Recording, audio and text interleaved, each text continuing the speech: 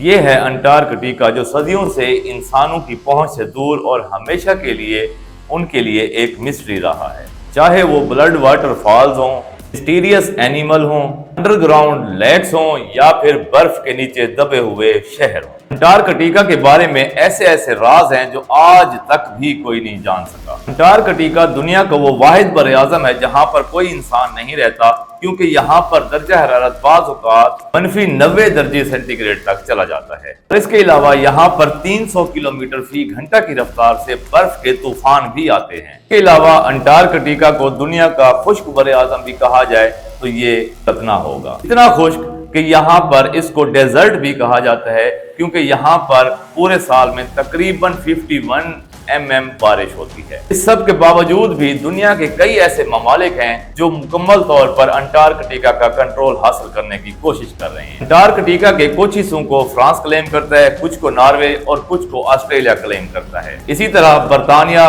چلی، ارجنٹائن اور New Zealand بھی اس کے حصوں کو کلیم کرتے ہیں۔ آخر اس کی وجہ کیا ہے؟ برف کی اس کے تہہ کے نیچے آخر ایسا کیا ہے کہ دنیا کی سپر پاورز اس کو کنٹرول کرنا چاہتی ہیں؟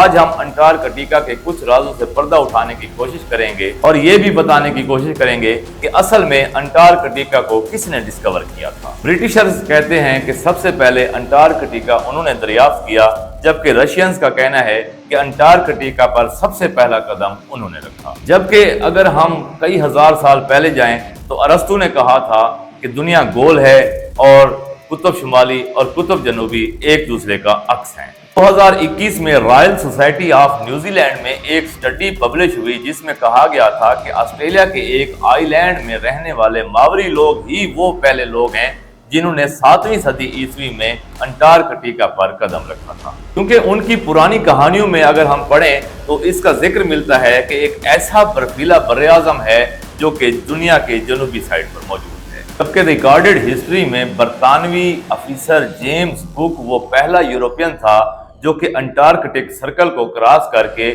انٹارکٹیکا کے بالکل نزدیک پہنچ گیا تھا۔ لیکن وہ براعظم انٹارکٹیکا سے ابھی 130 کلومیٹر دور تھا تو اس نے اپنی کشتی واپس موڑ لی، کیونکہ اسے انٹارکٹیکا تو نظر نہیں آیا تھا لیکن پانی میں موجود برف کے بڑے بڑے گولے نظر آ گئے تھے اور سمندر کے تیور ایسے تھے کہ شپ کو آگے لے جانا خطرے سے خالی نہ تھا۔ اسی لیے جیمز کک نے کہا تھا کہ اس جنوبی براعظم پر پہنچنا اتنا ناممکن ہے کہ شاید ہی کوئی انسان کبھی ادھر اپنا قدم رکھ سکے۔ کیپٹن کک کے بعد اور بھی بہت سے لوگوں نے براعظم انٹارکٹیکا کو دریافت کرنے کی کوشش کی لیکن وہ کامیاب نہ ہو سکے۔ پھر 19ویں صدی کے آتے ہی دنیا کے مختلف ممالک کے درمیان ایک مقابلہ سا شروع ہو گیا۔ نیو ورلڈ آرڈر کی طرف دنیا جا رہی تھی، نئے ٹریڈ روٹس اور نئے ریسورسز کی تلاش جاری تھی، انڈسٹریز لگ رہی تھیں اور ہر ملک آنے والی نئی صدی میں ایک سپر پاور بننا چاہتا تھا۔ ایسے میں 1819 میں رشین امپائر نے ایک رشین ایکسپلورر فیبین کو یہ ٹاسک دیا کہ وہ پوری دنیا کے گرد چکر لگائے اور نئے ممالک اور نئے براعظم ڈسکور کرے۔ فیبین نے کیپٹن کک کی فکشن کو غلط ثابت کیا، وہ انٹارکٹیکا کے بہت قریب پہنچ گیا اور اس نے انٹارکٹیکا کو دیکھا، لیکن وہ انٹارکٹیکا پر قدم رکھنے میں ناکام ہوا۔ مگر اسے اس ماڈرن ہسٹری کا پہلا انسان کہا جاتا ہے جس نے انٹارکٹیکا کو اتنے قریب سے دیکھا۔ پھر 1900 سے 1920 کے درمیان دنیا کے بہت سے ایکسپلورر دنیا کو دریافت کرنے یا براعظم انٹارکٹیکا کو دریافت کرنے کے لیے اس سفر پر روانہ ہوئے۔ برٹش ایکسپلورر رابرٹ فیلکن 1911 میں انٹارکٹیکا پہنچ گیا اور وہ 400 میل آگے بھی گیا، مگر خراب موسم اور بھوک کی وجہ سے اسے واپس پلٹنا پڑا۔ مگر واپسی کا سفر اتنا بھیانک اور خوفناک ثابت ہوا کہ رابرٹ اور اس کی پوری ٹیم ایک انتہائی شدید قسم کے برفانی طوفان میں پھنس گئی جس سے ان سب کی موت واقع ہو گئی۔ پہلی جنگ عظیم کے بعد بہت سے ممالک نے انٹارکٹیکا پر اپنی ٹیمیں بھیجی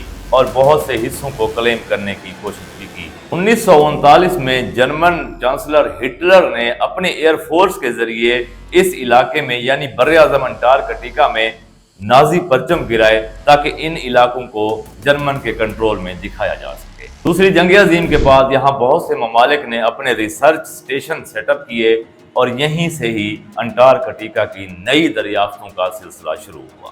انٹارکٹیکا کی سب سے پہلی اور بڑی اور اہم دریافت یہ تھی کہ انٹارکٹیکا میں کسی دور میں برف کی جگہ گھنے جنگلات تھے۔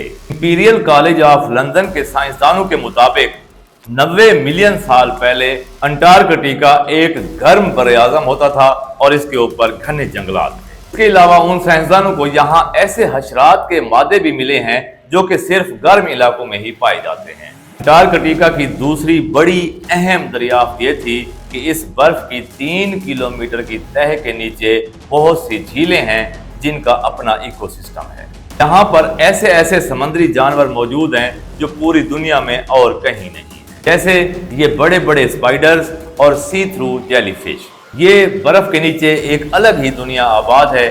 اسی طرح ایک اور ایسی چیز بھی ہے جس نے ایکسپلوررز کو کافی عرصہ پزل کیے رکھا، وہ ہیں یہاں پر موجود خونی چشمے۔ یہ واٹر فالز ایسے ہیں جیسے کہ برف کے اندر سے خون نکل رہا ہو، مگر حال ہی میں سائنسدانوں نے یہ دریافت کیا ہے کہ اس واٹر فال کا جو خونی پانی ہے وہ ایک ایسی جھیل سے آتا ہے جس کا پانی مکمل طور پر سالٹی ہے۔ اس جھیل پر اب مکمل طور پر برف کی تہہ جم چکی ہے اور یہ پورے طریقے سے باقی ماحول سے کٹ آف ہے۔ اسی وجہ سے اس کے پانی میں کافی مقدار میں آئرن ہے، اور جب یہ پانی چشمے میں آتا ہے تو دھوپ اور آکسیجن کی وجہ سے اس کا رنگ بالکل زنگ آلود ہو جاتا ہے۔ اسی وجہ سے اس کو خونی چشمے کا نام دیا جاتا ہے۔ انٹارکٹیکا کے بارے میں تیسری بڑی اور اہم دریافت یہ ہے کہ یہاں پر یہ مشہور ہے کہ اس برف کے نیچے کوئی بہت ہی پرانی تہذیب موجود ہے۔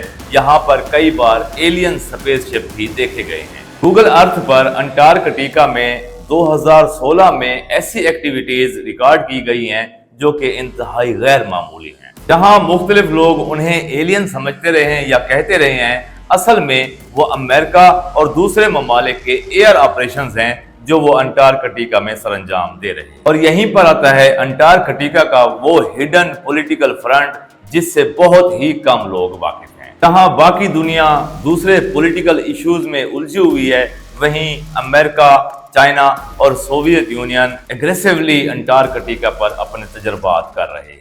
اصل میں چائنا نے تو وہاں پر اپنے ملٹیپل ریسرچ سٹیشن قائم کر دیے ہیں۔ جیسے 1959 کی انٹارکٹک ٹریٹی کے مطابق کوئی بھی ملک یہاں پر سائنسی تحقیقات کر سکتا ہے، بس اسے ان تمام سٹڈیز کا رزلٹ باقی تمام ممالک کے ساتھ شیئر کرنا ضروری ہے۔ 1992 میں امریکن جیولوجیکل سروے میں یہ بات سامنے آئی ہے کہ یہاں انٹارکٹیکا میں 500 بلین بیرل کے قدرتی گیس اور تیل کے ذخائر موجود ہیں، لیکن چائنا اور کئی دوسرے ممالک ان تیل اور گیس کے ذخائر میں انٹرسٹڈ ہیں ہی نہیں، بلکہ حال ہی میں انٹارکٹیکا میں بہت ہی بڑی مقدار میں نیوڈیمیم، کریزوڈیمیم، ٹربیم اور ڈسکوزیم کے ذخائر دریافت ہوئے ہیں جو کہ ریئر ارتھ منرلز ہیں۔ وہ منرلز ہیں جو ساری الیکٹرک ڈیوائسز میں استعمال کیے جا سکتے ہیں، کیونکہ پوری دنیا کا فوکس اب آئل اینڈ گیس سے ہٹ کر الیکٹرانک ڈیوائسز کو پاور کرنے والی انرجی اور ریسورسز کی طرف جا رہا ہے۔ تو ان منرلز کی جو اہمیت ہے وہ آئل اینڈ گیس سے زیادہ ہے۔ الیکٹرک کاریں اور بیٹریاں ہی اب فیوچر ہیں، اور فیوچر کو کنٹرول کرنے کی یہ دوڑ ہی ان سپر پاورز کو انٹارکٹیکا کی برف اور طوفانوں میں لے گئی ہے۔ انٹارکٹیکا کی آخری اور اہم دریافت یہ جنوبی سمندر ہے۔ دنیا کے خطرناک ترین سمندروں میں جنوبی سمندر کا نام آتا ہے۔ ہماری دنیا کا کلائمیٹ اور واٹر سپلائی یہ جنوبی سمندر ہی کنٹرول کرتا ہے، کیونکہ یہ اٹلانٹک اوشن اور پیسیفک اوشن کو آپس میں جوڑتا ہے۔ کیونکہ انٹارکٹیکا میں اب برف کافی تیزی کے ساتھ پگھل رہی ہے، اسی وجہ سے بہت سے خفیہ خزانے بھی باہر آ رہے ہیں۔